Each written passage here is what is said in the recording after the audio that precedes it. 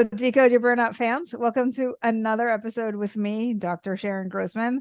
Today, I am joined by Julian Reeve, who is the founder of Perfect Equilibrium, a California-based consultancy firm devoted to maximizing employee retention by banishing burnout in small businesses. Born and educated in Cambridge, England, he enjoyed a highly successful career as a musician and entrepreneur, performing in millions or 2 millions across the globe and winning worldwide critical acclaim for his work on the groundbreaking musical Hamilton. I'm sure you've either seen it or at least heard of it, while also finding time to build 4 thriving businesses in the creative sector. Busy guy, yes? His dedication to work and success triggered a stress-induced heart attack when he was just 43 years old. This event inspired extensive research into the current trends for achievement and provides the fuel for his commitment to disrupting society's approach to work and attitudes to stress. Now an international keynote and TEDx speaker, author, and advisory board member for HR.com's Research Institute, Julian inspires creative businesses to find perfect equilibrium in their culture so high achievers can thrive. He has contributed to the Hill newspaper, Fast Company, CEO, World Magazine, and ABC, NBC News networks, and is a regular guest on the podcast circuit, which is why we have you here today, Julian. Welcome to Decode Your Burnout. Thanks for having me. Lovely to be here. So the thing that we usually start with is your burnout story. And we've already kind of touched a little bit on the fact that you have a burnout story, specifically, maybe even a little bit more hardcore than what most of our listeners experience, which is a stress-induced heart attack at the age of 43. Tell us what happened. Yeah, so I worked on the Broadway production of Hamilton when it first landed on Broadway for about 6 months. And then they wanted me to go out to take out the first national tour in San Francisco. So I stepped up to be the music director. I was just one of the team on Broadway. And 3 months into that job, I was walking home and I experienced tightness in the chest, shooting pains down the arm, sweating, all the stuff. That was on a Friday night. Very long story short. On Sunday morning, they diagnosed that I'd had a heart attack on the Friday night. 2 stents put in, back at work 10 days later. Wow. I can't even imagine what hearing this and experiencing that might have been like for you. And then you're back at work as if nothing happened. So what was the mindset at that time? Yeah, great question. I mean, well, number one, when I experienced the heart attack, it wasn't, oh, I'm having a heart attack, because I don't think we're hardwired for that, unless it's very, very obvious. Sure. This was less obvious. I thought, okay, well, maybe this is stress, maybe this is fatigue. That was the Friday night. The Saturday, I was under energized, so I went to the gym. I'd managed 1 kilometer on the treadmill before my body was just like, what are you doing? Get off, stop this immediately. Yeah. I was still like, well, I have to do my job because that's what high achievers do. We keep going. I conducted a performance of Hamilton in the afternoon, having had a heart attack the night before, because that's what we do, right? And I came off, I was hallucinating, I was sweating, it's crazy. I put my associate on for the evening and then got diagnosed on the following Sunday. But once I got fixed and went back to work, the challenge very quickly became, well, how do I change my methods of working? Because ironically, I'd done a lot of the good stuff that I needed to do, the change of diet, the exercise routine, all of that stuff, years before. Yeah. This was much more nuanced and required a fundamental shift in thinking about how I was actually going to maintain the standards of, at the time, the biggest Broadway show on the planet, and do that in less stressful ways for Julian Reeve. And that journey was really interesting. And I'm sure everybody's kind of sitting on the edge of their seat wanting to know what that is. But before we dive into that, I do want to just say that this is what we do, right? We have the heart attack and then we go back to work because that's just how we're wired. Yep. And I have to say, you're really lucky to have survived the heart attack so that you're here to kind of tell the story about it. I went to graduate school with a dear friend, and after graduation, I got this notice that he had gone to the gym, kind of like you described, and he had a heart attack and he did not recover. Yeah, I'm sorry. And it was such a shock, honestly. Yes. This is the guy who I sat next to on the couch when we were interviewing for the program. We'd been through this entire journey together, and he had a young family. He had a little kid at home and a wife. And I kept thinking, oh my goodness, I can't even imagine that wife of his and having to listen to this news and never seeing her husband again. So this is real.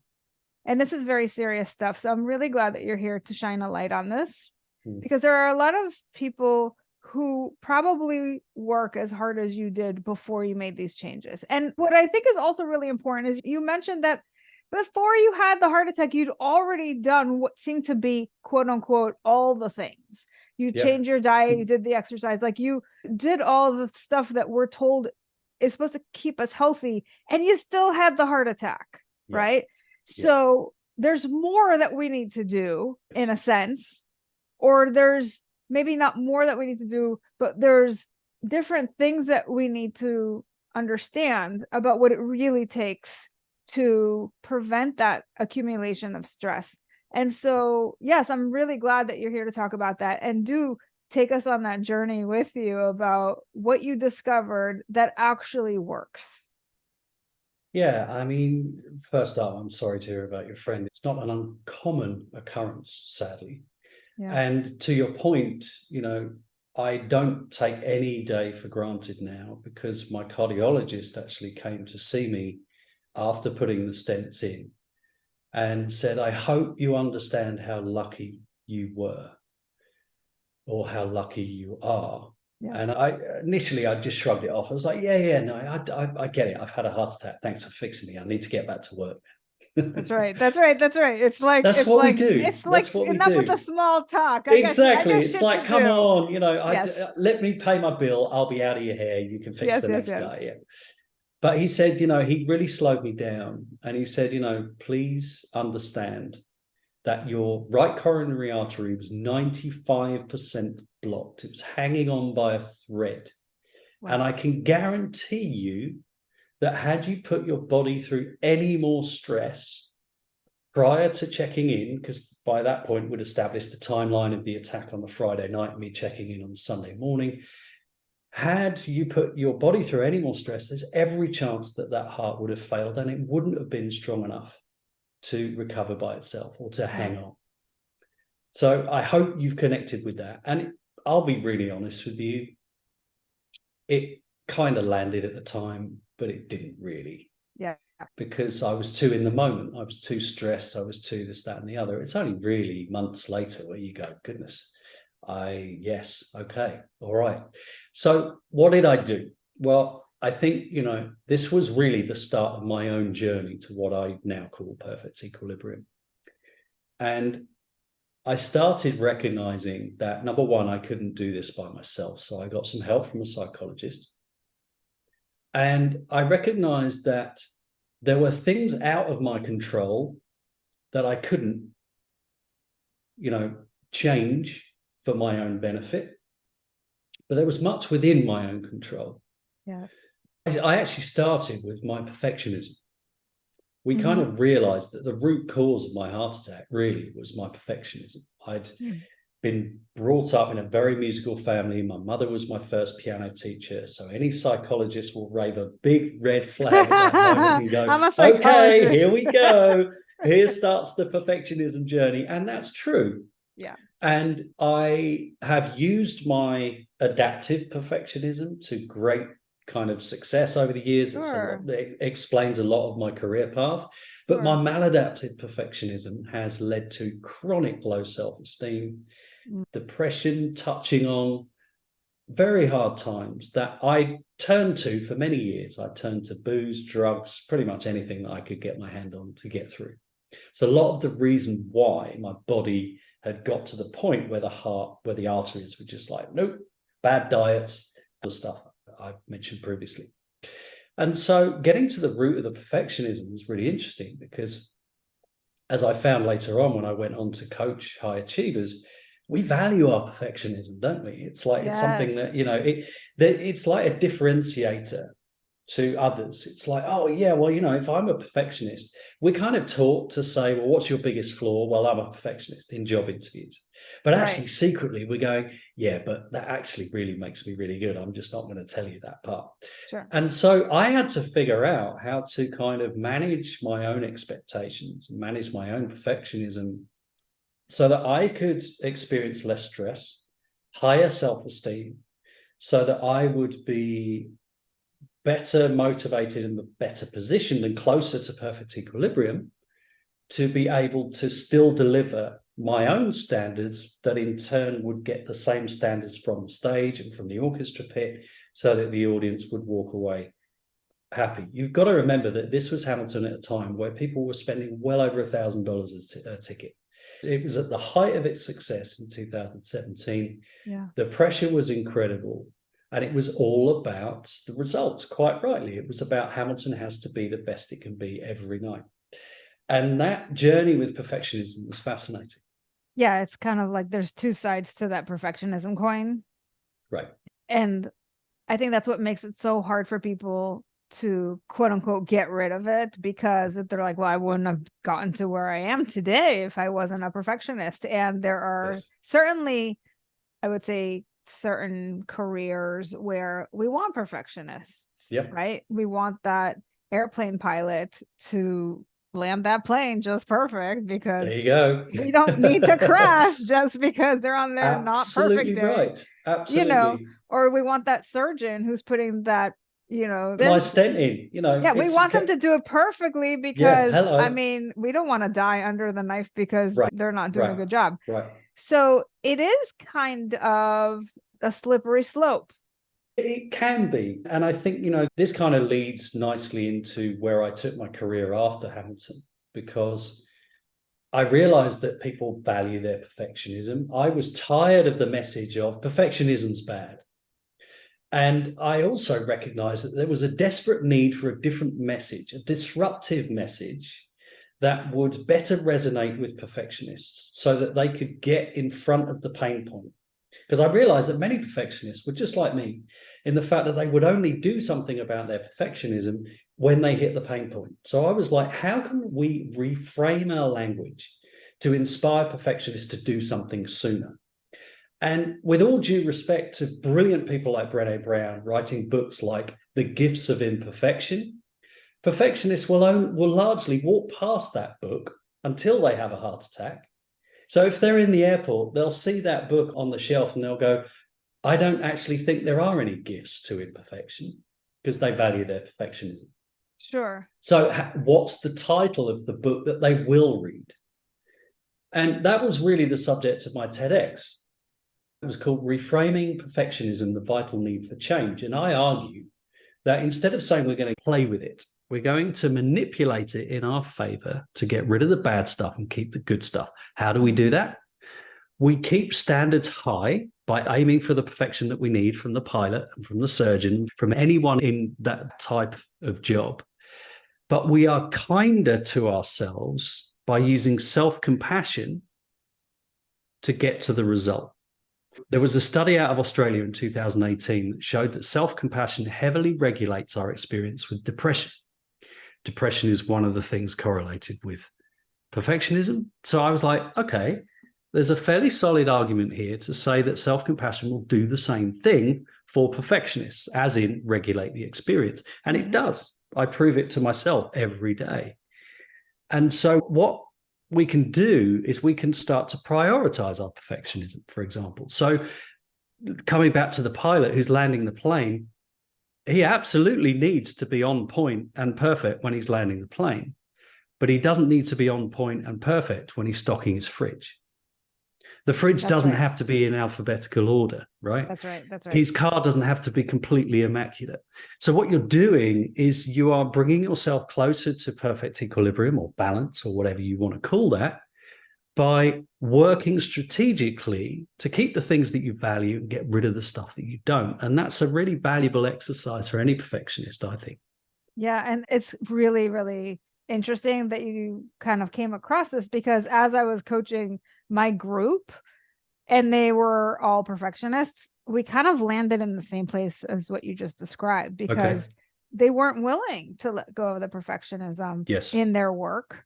And they have their reasons, but they did realize that maybe they don't need to do everything perfectly. And maybe there are things that if they just focus on the certain things that they have to do perfectly, maybe that becomes their focus and they can delegate out everything else and let somebody else do their version of it, because Yep. it doesn't have to be perfect. So it's like you're sorting through all of your tasks and then you're asking yourself these really interesting questions like, does this have to be done perfectly? Am I the one that has to do it? Can it be done by someone else? And you start to delegate some stuff out. You start to prioritize, and then you can keep your perfectionism, but Yep. you reduce the pressure that you put on yourself. So I love that we kind of came to the same Yeah, conclusion. completely. That's great. I love it. Awesome. So that's one big lesson that you took away. Were there any others? Yeah, I mean, what's not to take away from a journey like that? I mean, it's taken a minute. The sort of closure of the Hamilton Circle was I went back to work and I learned all sorts of valuable ways that I now teach to achieve success in healthier ways, and all that was great. Sadly, the effect of actually physically doing the job started to have an effect on me physically. So I picked up a repetitive strain injury, probably about a year after the heart attack, that turned into a second repetitive strain injury. And I was halfway through a show in Puerto Rico with Lin-Manuel Miranda, the show's creator and star of the show. He was playing Alexander Hamilton. And I was in so much pain that I thought I have to quit. And it was the hardest decision I've ever had to make, because I'd worked for 25, 30 years to get to the top 1% of my industry. Here I was, set for life, arguably, performing every night one of the greatest pieces of art that's ever been written, being paid well, being surrounded by incredible people. I mean, I was there. That was it. And I had to basically quit and start all over. And there were many lessons with that. No least, probably the first that I encourage anyone with burnout to really lean into. And I think it's important to recognize I don't regard that part of my life as being my burnout experience. I think it was something that gave birth to perfect equilibrium. I've since burned out. So what I'm trying to say is that I know that burnout, the feeling of burnout, is very different from having a heart attack. Yeah. And so when I say I use this or encourage people to lean into this next thing with burnout, you kind of get the idea that I've connected with that as what burnout is. Mm-hmm. Really, it's acceptance. And I think, so much of us as high achievers, it's the same for smokers, it's the same for drinkers. Like, you read the bad story on the cigarette packet, oh, that'll never happen to me. And there has to be an acceptance that, like it or not, because we are high achievers, we lean into stress. We need stress. We enjoy stress. We actually base our self-worth on the amount of stress that we experience to a degree through the self-worth theory. And we need eustress, not de-stress. Right. And so the acceptance that we need stress in our life, the acceptance element is responsibility. We have to take responsibility for what that means. If we're not going to get rid of it completely, we have to at least manage ourselves effectively, systematically, strategically, so that we can lean into the good stress when it's appropriate to do so, but we have strategies to get away from the bad stress so that we don't burn out. And I think that acceptance point is key, because without it, we really can't do anything else. Okay, so if somebody's listening to this and they're like, okay, so now you're telling me that there's a good kind of stress and there's a bad kind of stress. So define that for us. Like, how do we know what to look for, which is which, and how do we have different strategies for the good stress versus the bad stress? Yeah, so I kind of follow Kelly McGonigal's thinking with this, in the fact that, we have way more power over our stressful situations than we think we do. All too often, and this was really born out of the perfectionism thinking, all too often people go, perfectionism, bad. Stress, bad. But like anything, there are two sides to the story. Mm-hmm. And with stress, I think, so we have eustress, which is good stress, and we have de-stress, which is bad stress. The good stress is everything that we often feel when we're doing something for the first time. So, for example, in my keynotes, I actually use music from Hamilton to get people involved, and then I get them rapping, which is all great fun. But then I start to stress them out by putting more pressure on them to deliver. And what they do is they go in 4 minutes, I take them from eustress to de-stress. And they really connect with the physicality of that. Now, what happens? Well, initially, there's excitement, there is motivation, there is a degree of fun surrounding the stress that you're feeling. You're kind of leaning into it because it's kind of making you thrive. And there's a kind of physiology that goes with that. But the longer or the more you lean into de-stress, partly through no fault of your own, and I'll come back to that in a minute, the symptoms change. So the minute we start to feel a degree of anxiety about our work, you might have flipped into distress. When we start experiencing headaches, for example, it's the physical. Insomnia is another one. And everyone's different. And I don't like to preach a kind of formula with this because of that reason. But I think the biggest thing that people can do to really get on top of, am I experiencing eustress or de-stress, is to lean into self-awareness. We are simply not aware of what we go through on a regular basis. Brilliant organizational psychologist Tasha Eurich, in her book Insight, research for that book basically came out with 95% of us think that we possess adequate self-awareness, where the actual number is somewhere between 12 and 15%. Now, that tells us that over 80% of people at any one time are walking around lying to themselves about themselves in terms of what they're thinking, what they're feeling, what they're sensing. And so asking yourselves those types of questions every day, often, what am I feeling right now? Do I need a drink of water? Do I need to stand up and stretch? Am I feeling too much stress? What can I do to move away from that stress? Can I change my perception of the situation if I actually can't change it because the workload is the workload? Can I change my psychology? Can I reframe it so that I can approach it in healthier ways? And all of those techniques are born from that self-awareness that we think we have, but actually we don't. I think it's very tricky because we're kind of living in a delusion, right? We are deluded to believe that we are self-aware when in fact we're not. So it's kind of like the I don't know what I don't know scenario. But yes. I think, sorry to interrupt. Can I ask though, what do you think creates the delusion?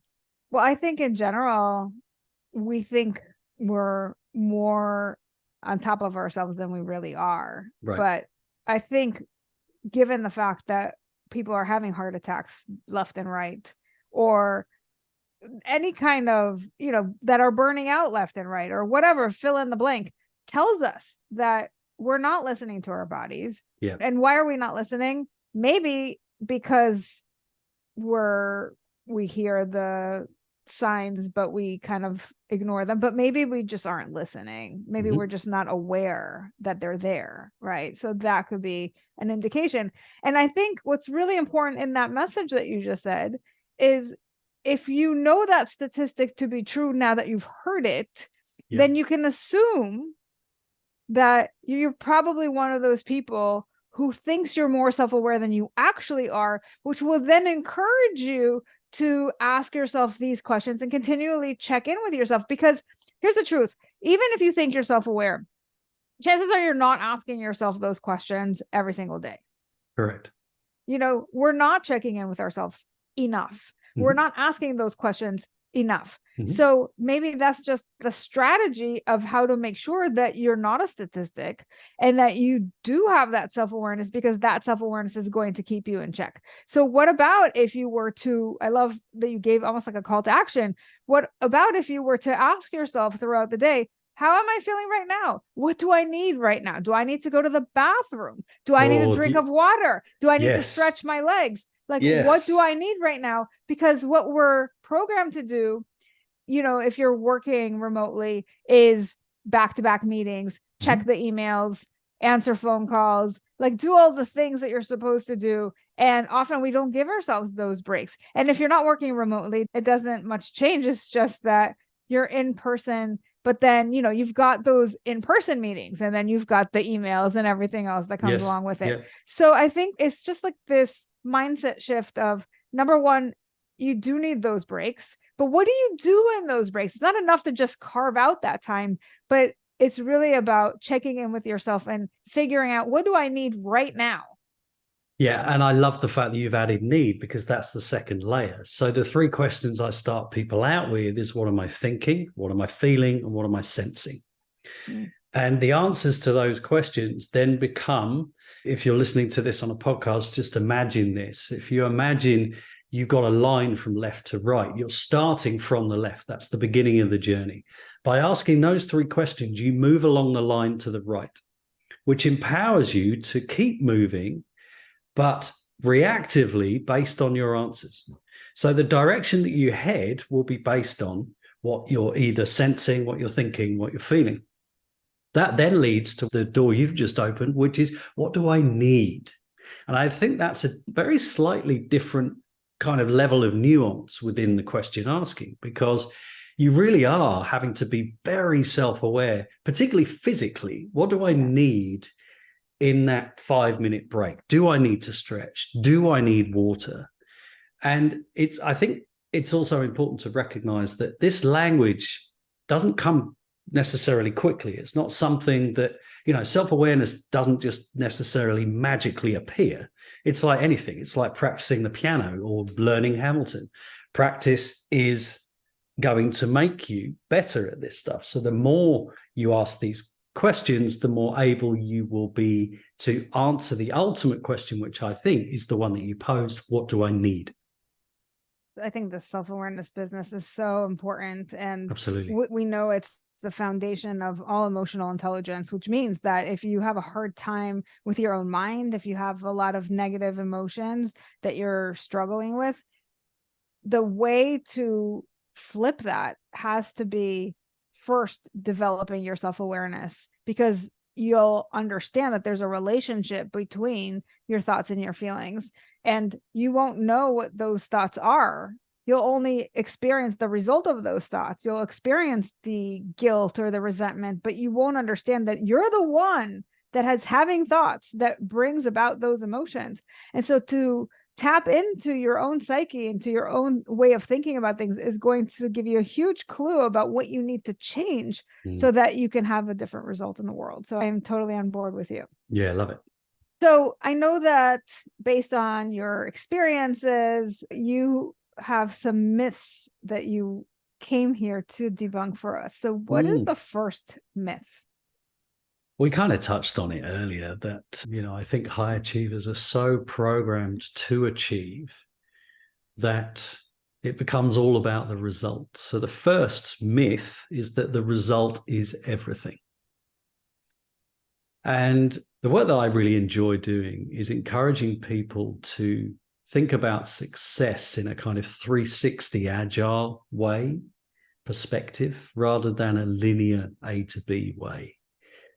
And what I mean by that is, so often we simply take the result. Did I succeed? Was I successful in the task that I was given, as being the marker and the kind of the checkbox for so many different things, including our self-worth.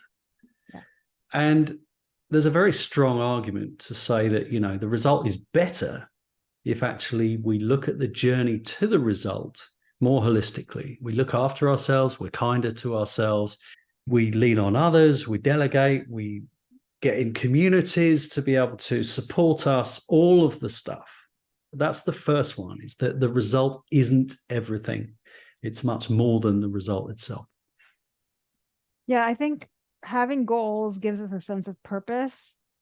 It's something that gets us up in the morning, and we kind of know how to direct our energy, our attention, our focus. But as you said, it's really about the quality of your life. What is it that you're doing along the way to that goal? that really counts. Because if you do have that heart attack or you get that cancer diagnosis and they tell you you've got 2 months to live, or whatever your kind of situation is where you now don't have the luxury of time, people who have had those experiences have all said the same thing. Yeah. It's an opportunity for them to kind of reflect on their life. And what they say is that they're so happy with the kind of legacy that they're leaving for the people that come after them, but they're sad about not having the ability to continue on. And sometimes it's not even just for them, but it's because of the people that they leave behind. Yes. Sometimes, you get that diagnosis where they're like, you only have 2 months to live, and then you kind of outlive that diagnosis. Then every day becomes one of those days where you're just grateful to be alive. And just like you said, it changes your perspective on what's really important. And you start to not just live for tomorrow, but you're living for today. And it's like the little things that make a big difference. But, kind of like, oh, I had this nice exchange with somebody at the grocery store that can make a nice little moment in your day. But it's also the big things of like, I have a supportive spouse, or I have beautiful children, or I have colleagues that I have a great relationship with.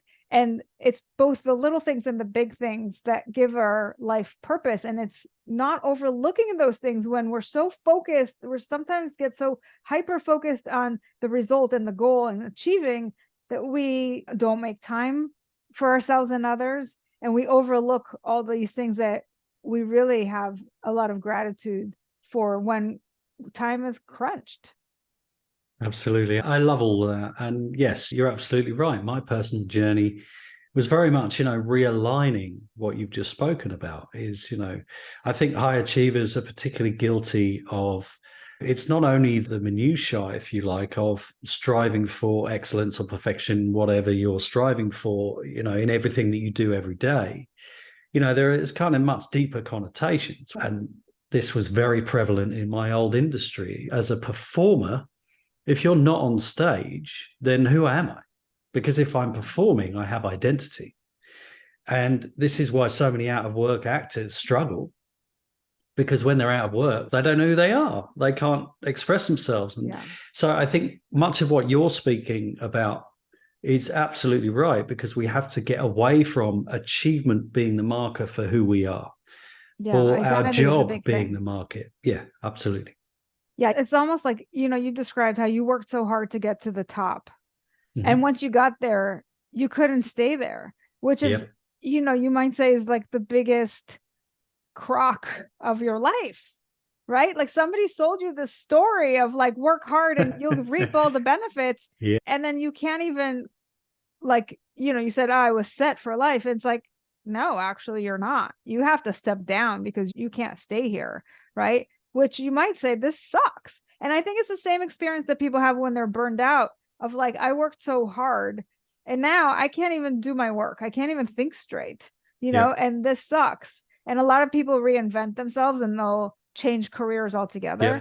And that's not always the case. And it doesn't have to be. Mm-hmm. But I think it is an opportunity to look at your life and maybe you've put too many eggs in one basket. And what can you shift around? Like maybe have more baskets. Yeah, I love that. Yeah. Right? Yeah. That sort of thing. Okay. Yeah. So, I mean, we could talk about this all day, but I know you've got 2 other myths for us. So tell us what 2 other myths. What's the second myth? Well, this one is for, business owners and leaders. One of the biggest myths that I'm really trying very hard within my messaging to debunk is that burnout management takes time, a huge amount of money, and is incredibly disruptive in organizations. And, in my experience, that just isn't true. It's true for people that haven't thought about how they are really going to structure your culture, your social environment, your systems, your management styles, all the stuff. But realistically, there are some super simple ways that you can really start having a really powerful effect on burnout with employees today, right now. You could do this right now. Get out your laptop and send a message to your team that says something along the lines of, "Hi, team. just wanted to check in and say, you know what, I'm so proud of the work that we're doing. And, I'm really excited to continue this project with you. Have a great weekend. Make sure you relax. It's important that you chill out. And I'll see you on Monday, ready to hit it again. You'd be amazed at what that level of support does for burnout in organizations. It's huge because what you're doing is you're basically throwing that life raft, if you like, to the drowning employee. And they need something desperately to hold on to. And that simple email takes you 15 seconds to write, but it will last 15 months or 15 years in the hearts of employees who need it at that moment, which makes them loyal, which then makes them motivated, which means that you end up retaining them. And that is a really small piece of the jigsaw, but it's very valuable and very powerful. And I just want to add to that, we talk here about decoding burnout in terms of your personality, but I think when it comes to the workplace, if you think about burnout, there are so many different reasons why people burn out. And part of the many reasons is a lack of recognition, a lack of acknowledgement. Like when you feel resentful because you do all this work and nobody seems to care, nobody says thank you, then you really build up a lot of that negativity within you and you lose that motivation because like, well, they don't care. Why should I care? And it becomes like the burnout story. And if we know that lack of recognition leads to burnout, then clearly one thing that we could easily do to remedy that is have more recognition in place. And Absolutely. So I love what you said, because it doesn't have to take a lot of time and it doesn't have to cost money. It could just be like knowing what you need to focus on. So decoding exactly what leads to burnout will give you the solutions that you need to implement in your place of work to turn it all around. So that's fantastic. Okay, we got one more. Yeah, one more. And actually, we've used the word. This one is, I love to debunk the thinking that we have to do more to overcome burnout. And I think we're hardwired, aren't we, as human beings, to be like, what more can I be doing to be successful? What more can I be doing to get more money, to, become healthier, all of the stuff. And I'm a huge fan of the phrase that I coined a couple of years ago, let the silence speak. And what I mean by that is that all too often we're on this treadmill of life running at 1,000,000 miles an hour, that there's so much information that is being thrown at us that we just simply don't have the capacity to withhold or to accept. We'll only do that if we slow down. And so the reason why that's applicable to this third debunk, that we must do more to overcome burnout, is that it's actually often about we must do less to overcome burnout. And that's not about immediately, from your listeners, I'm probably going to get the reaction of, well, I don't want to be lazy and I still have to achieve and all that stuff. And it's not necessarily always about time. And it's certainly not about being lazy. It's the perception of what can I take away? We talked earlier on about prioritizing perfectionism. What can I take away from my existence that allows more space for me to focus on the things that I care about and the things that I need to focus on so that I can become healthy, or that I can become more successful in healthier ways? What can I take away? What can I subtract? And I would add to that, maybe not just time so that you can focus more, but also time where you don't have to focus. Absolutely. Like just time to relax. Yeah. Let the silence speak. Like literally, there's so much that goes on that we don't tune into. And it's not always about meditation or, deep kind of work that some people do. And that's great. I do that myself. Sometimes it can just be a walk in nature for 10 minutes because we're experiencing natural light. Our vitamin D levels are at a place where it's like, okay, this is great. Then we get into dopamine and all the stuff. And, things really start to benefit us from very, very small incremental changes. I think sometimes it could be as simple as just lying on the couch and listening to music. Permission you don't have to, you don't have to go for the walk and do the meditation and do, yes, all those things are great. And sometimes we just need not to do anything. Yep. Right. And yes, as you said, permission to do that. So thank you very much, Julian, for sharing your story with us and these great tips of really lessons from your journey as well, because I think it's very applicable to our listeners. Yeah, thank you. It's been a joy to be here. So for people who want to learn more about your work, whether it's about perfect equilibrium or about the work that you do within companies, I will definitely have a link to your TED Talk, but where else should they go to find out more? Yeah, absolutely. Well, the website is a great place to start, perfectequilibrium.co. I'm hoping that by the time this episode is live, that we will have launched Pepper, which is the Perfect Equilibrium Personal Assistant, which is an AI platform, closed AI platform that leverages ChatGPT, that becomes your personal stress and burnout coach. It learns what you need. It learns how you speak, what you want, all of the stuff. And I've been working really hard on this because I'm really motivated to make sure that we start implementing the types of techniques that I've spoken about today easily and quickly into our busy lives. And that's what Pepper can help you do. Completely free. There's no charge for this. And, you know, if you want to look into the consultancy side of things, all of that information is also on the website. That is exciting. Well, I definitely would love it if you would send us an update when that is ready. Yeah, absolutely. Of course. I think that would be super cool to find out more. Yeah. And thank you so much for the work that you do. It's really refreshing. Thank you. And thank you for yours too. Thanks. Now, for all of you thinkers out there, what did you think of the show? If you're a feeler, how did hearing this make you feel? And for all of you doers, what are you going to do based on what you've heard? Now, regardless of what your personality code is, my goal is to spread the word that burnout is a unique experience. And by decoding it, you can find solutions that are equally unique to you. Help me spread this message by subscribing to the show on Apple or Spotify and leaving us a review, telling us what you think, feel, or do differently because of the show. If you're watching us on YouTube, you can also leave me a comment or questions to answer in future episodes. And please recommend the show to anyone struggling with burnout.